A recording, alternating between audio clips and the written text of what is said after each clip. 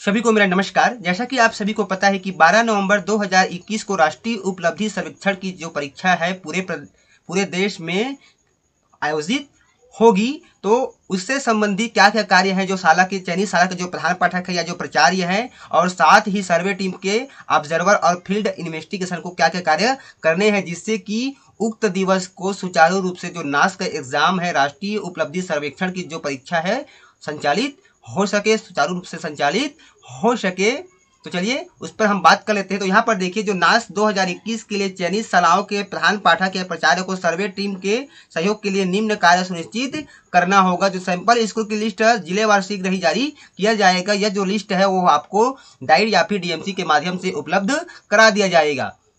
प्रधान पाठक या प्राचार्य यह सुनिश्चित करेंगे कि 12 नवंबर 2021 को स्कूल चल रहा हो, यानी कि 12 नवंबर 2021 को चयनित शालाओं में बच्चे अनिवार्य रूप से विद्यालय आए और स्कूल संचालित होना आवश्यक है।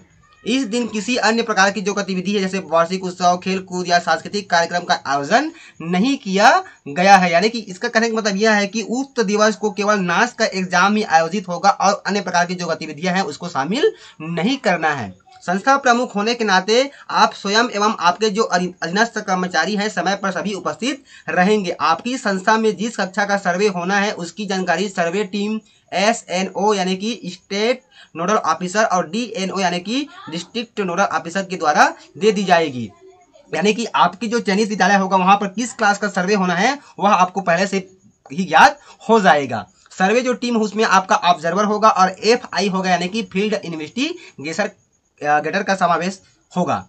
फील्ड इन्वेस्टिगेशन चिन्हांकित जो शाला में प्रातः 7:30 बजे अपनी उपस्थिति देंगे। यहाँ पर बाई मिस्टेक 8:30 लिखा हुआ है, तो 7:30 बजे अपनी उपस्थिति देंगे। ऑब्जर्वर भी चिन्हांकित शाला में प्रातः 7:30 बजे अपनी उपस्थिति देंगे। चिन्हांकित कक्षा की जो उपस्थिति पंजी है वह प्रदान करना है और यह भी सुनिश्चित करना है कि सभी सेक्शन अच्छे से चल रहे हैं। सर्वेक्षण टीम को उचित चयन में सहयोग करेंगे, जहां पर 30 विद्यार्थी के बैठने की पर्याप्त व्यवस्था हो, कक्ष भूतल तल पर हो एवं प्रकाश एवं बैठक की व्यवस्था ठीक से हो। यहाँ पर जहाँ पर नास की एग्जाम होगी वहां पर जो परीक्षाएं होगी वह भूतल पर आयोजित की जाएगी और प्रकाश और बैठक की व्यवस्था अच्छी तरह से होनी चाहिए। सर्वे टीम को कार्य करने हेतु आवश्यक फर्नीचर की व्यवस्था करें तथा उन्हें कोरा कागज भी हमको उपलब्ध कराना है संस्था प्रमुख को। यदि कोई विशेष आवश्यकता वाला बच्चा CWSN हो तो उसके लिए लेखक की व्यवस्था करनी है। SQ यानी कि शाला प्रश्नावली को पूर्ण करना है एवं सर्वे टीम को प्रश्नावली में चाहिए गई जानकारी को पूरा एवं तथ्यों के साथ उपलब्ध कराना है।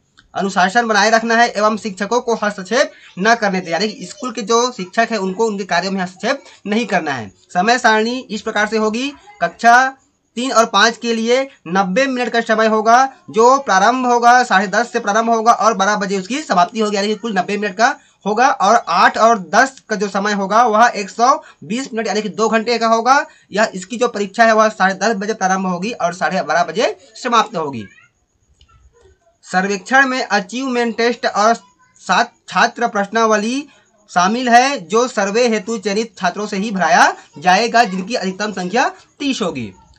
PQ यानी कि छात्र प्रश्नावली भरने की प्रक्रिया तक छात्र जो है शाला में बने रहेंगे, उनकी छुट्टी नहीं होगी। कक्षा 3 और 5 के विद्यार्थियों का PQ यानी कि OMR भरने में FI मदद करेंगे, यानी कि बच्चों को जो OMR शीट दिया जाएगा उसको भरने के लिए जो फील्ड इन्वेस्टिगेटर है वे मदद करेंगे।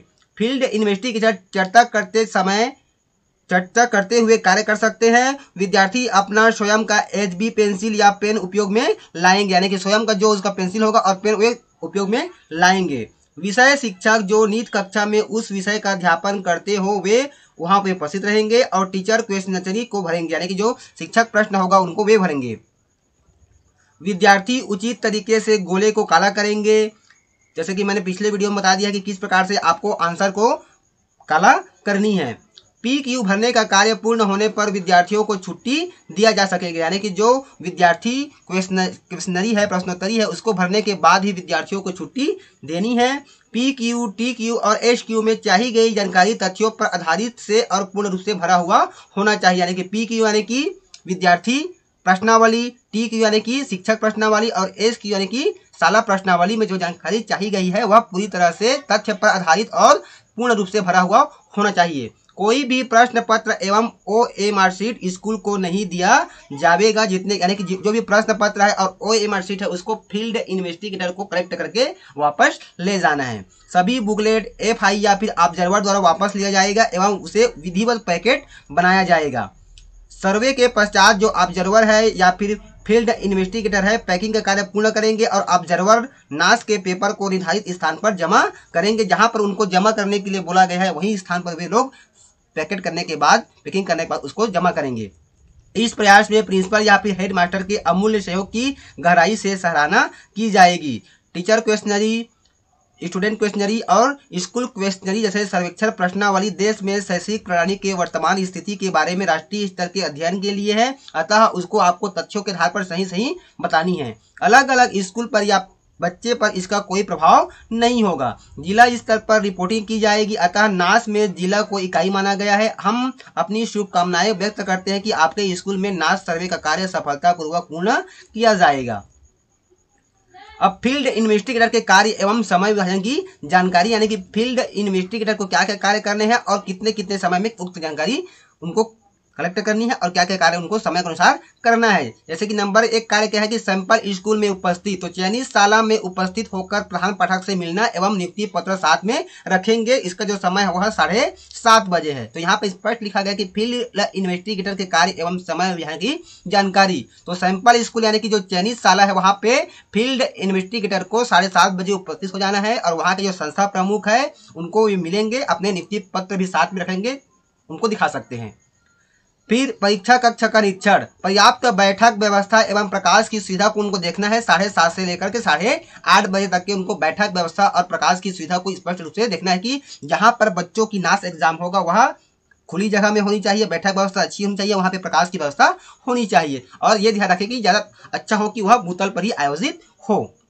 फिर छात्रों का सैंपल, छात्रों की उपस्थिति पंजी प्राप्त करना है। ऑब्जर्वर की मदद से कंट्रोल शीट के अनुसार बच्चों का सैंपलिंग तैयार करेंगे और स्टिकर का उपयोग है नास आईडी के क्रम में छात्रों को बैठने के लिए करेंगे। कंट्रोल शीट के अनुसार टेस्ट बुकलेट के वितरण के लिए चीजों को तैयार रखेंगे और उन्हें आरामदायक बनाने के लिए छात्रों के साथ बातचीत शुरू करेंगे। OMR शीट भरने की विधि को बताएंगे और AT और PQ से संबंधित दिशा निर्देश को भी बताएंगे। इसका जो समय हो जाएगा 9:30 से 10:20 तक। फिर बुकलेट वितरण, कंट्रोल शीट के अनुसार AT बुकलेट का वितरण करेंगे। इसका जो समय है 10:20 से 10:30 बजे तक। फिर है निरीक्षण कार्य, परीक्षा का निरीक्षण करेंगे। नकल या फिर अनुचित साधनों का प्रयोग करने नहीं देना है, छात्रों को दंड नहीं देना है। इसका जो समय होगा 10:30 से 12 बजे तक 3 और 5 के लिए, 10:30 से 12:30 तक इसका जो समय होगा ये हो जाएगा कक्षा 8 और 10 के लिए। 8 OMR को एकत्रित करना, OMR शीट को एकत्रित करें, गिनती करें और यह सुनिश्चित कर लें कि सभी OMR शीट पूर्ण रूप से भरे गए हैं, उनकी पैकिंग करें और कक्षा 3 से 5 के FI द्वारा भरे गए OMR शीट को एकत्रित कर ले। इसका जो समय हो जाएगा 10:30 से 12:30 का PM है और 10:30 से 12:45 PM ये 8 और 10वीं क्लास के लिए है और 10:30 से 12 PM तक ये 3 से 5 के लिए है। तो इस समय अवधि में बच्चे एग्जाम देंगे, उसके बाद ही आपको ये पैकिंग करनी है। उसके बाद फिर है PQ का वितरण, कक्षा 8वीं और 10वीं के छात्रों को स्वयं प्रयास करने को कहे और 3री और 5वीं के बच्चों के साथ बातचीत करते हुए कार्य संपन्न करना है। परीक्षा अवधि में प्रिंसिपल या विषय शिक्षक के द्वारा भरे गए SQ और TQ को भी एकत्रित करना है। यानी कि जो PQ का वितरण यानी कि विद्यार्थी प्रश्नावली का वितरण नास एग्जाम होने के बाद करनी है और इसका जो समय है वह है 12:30 से 12:45 PM तक। तो कक्षा 8वीं और 10वीं के बच्चों को स्वयं करने के लिए आपको कहना है और 3 और 5वीं के बच्चों को बातचीत करते हुए यह कार्य संपन्न करनी है। और साथ ही विद्यालय के जो प्रिंसिपल है या फिर विषय शिक्षक के द्वारा जो भी भरे गए हैं स्कूल प्रश्नोत्तरी और शिक्षक प्रश्नोत्तरी उसको भी कलेक्ट करनी है। गणना करना एवं पैकेट बनाना, सभी छात्रों का PQ भरने के बाद सभी OMR AT plus PQ plus SQ plus TQ plus control sheet को OMR वापसी बैग में रखना है। जितने भी ये जानकारी आप कलेक्ट करेंगे सबको OMR वापसी बैग में आपको रखना है और दिया गया समय संभावित है यह क्षेत्र की स्थिति अनुसार परिवर्तित हो सकता है। यहाँ पे आपको समय दिया गया है 1 बजे से लेकर के 1:45 PM तक, तो इसमें समय में परिवर्तन हो सकता है स्थिति के अनुसार से।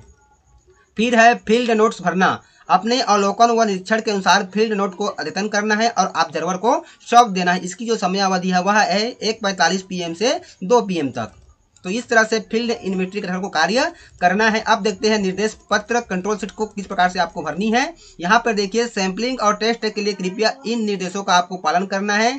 सैंपलिंग लेने का तरीका, सैंपलिंग कक्षा की पुष्टि कर ले, निर्देश की भाषा की पुष्टि कर ले और सैंपलिंग कक्षा के सभी वर्गों की आपको जांच कर लेनी है। वर्ग का चयन, यदि वहां पर एक ही कक्षा है तब उस वर्ग को सैंपलिंग कक्षा के रूप में चयन कर लेनी है, और यदि एक से अधिक वर्ग हो तो चीट अथवा ड्रा मेथड का आपको उपयोग करनी है, यानी कि आपको चीट बना लेनी है और फिर उसको लॉटरी के माध्यम से आपको ड्रा कर देनी है। चीट एंड ड्रा मेथड, सबसे पहले सभी वर्गों के नाम की आपको पर्ची बना लेनी है और चीट को आपको एक साथ मिला देना है। उसके पश्चात किसी छात्र या शिक्षक से एक पर्ची उठाने को कहेंगे और चीट पर लिखे वर्ग का आपको चयन कर लेना है। नोट, यदि ऐसे कक्षा का चयन किया जाता है जिसमें 30 से कम बच्चे हो तो यह प्रक्रिया पुनः कर ले। यदि इसके बाद भी 30 से कम बच्चों वाले वर्ग का चयन होता है तो पूर्व में चयनित कक्षा को सैंपलिंग कक्षा आपको मान लेनी है। वर्ग चयन करने के पश्चात वर्ग में उपस्थित सभी बच्चों की संख्या आपको गिन लेनी है। यदि उनकी संख्या 30 या 30 से कम होती है तो पूरी कक्षा को सैंपल के रूप में आपको चयन कर लेना है। कृपया उनका नाम हाजिर रजिस्टर के क्रम में ही कंट्रोल शीट पर आपको लिख लेनी है। मतलब हाजिर रजिस्टर में जो उनका क्रम है उसी क्रम पे आपको कंट्रोल शीट पर उनका नाम लिख लेना है, और जिस विद्यार्थी का रोल नंबर 01 है उसका नाश कंट्रोल शीट में क्रमांक 01 होगा। यदि किसी कक्षा में विद्यार्थियों की संख्या 30 से अधिक है तो उनके चयन हेतु निम्न तरीका आपको अपनाना है। यानी कि 30 या 30 से कम बच्चे हैं तो आपको इसी प्रकार से आपको कंट्रोल शीट पे भरना है, यानी कि रजिस्टर के अनुसार से। और यदि विद्यालय में विद्यार्थियों की संख्या 30 से अधिक है तो उसका चयन करने के लिए आपको यह तरीका अपनाना है। किस प्रकार से तरीका अपनानी है, यहाँ पर देखिए, कक्षा की कुल दर संख्या को आपको 30 से भाग दे देना है और सैंपलिंग अंतराल प्राप्त कर लेनी है, उसका निकटतम पूर्ण संख्या प्राप्त कर लेना है। उदाहरण के लिए मान लीजिए विद्यालय की दर संख्या 32 है तो आपको 30 से भाग देंगे तो क्या प्राप्त होगा, 1.06, तो इसका सैंपलिंग क्या हो जाएगा 1। और मान लेते हैं 50 दर संख्या 30 से भाग देंगे तो हो जाएगा 1.67, तो इसका सैंपलिंग क्या हो जाएगा 2। इस यहाँ पर ए मतलब सैंपलिंग का अंतराल है, स्पष्ट आपको बता दिया गया है। तो इस प्रकार से आपको देखनी है।